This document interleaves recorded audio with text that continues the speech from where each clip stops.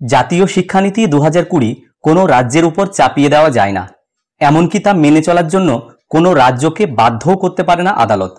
দেশের যুক্তরাষ্ট্রীয় কাঠামোকে সম্মান জানিয়ে শুক্রবার এমনই একটি ঐতিহাসিক রায় দিল সুপ্রিম কোর্ট এবং পাশাপাশি জাতীয় শিক্ষানীতি নিয়ে সুপ্রিম কোর্টের এই রায়ে অবস্থান মজবুত হল মমতা বন্দ্যোপাধ্যায়ের সরকারের।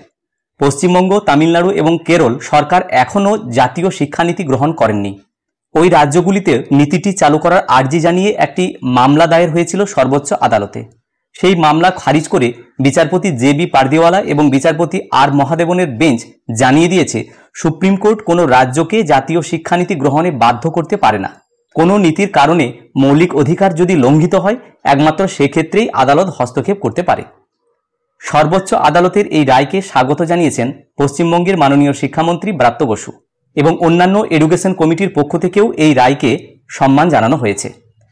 জাতীয় শিক্ষানীতি কার্যকর করতে পশ্চিমবঙ্গ, তামিলনাড়ু এবং কেরল সাংবিধানিকভাবে বাধ্য বলে যুক্তি দিয়ে সুপ্রিম কোর্টে আর্জি পেশ করেছিলেন আইনজীবী জি.এস. মানি।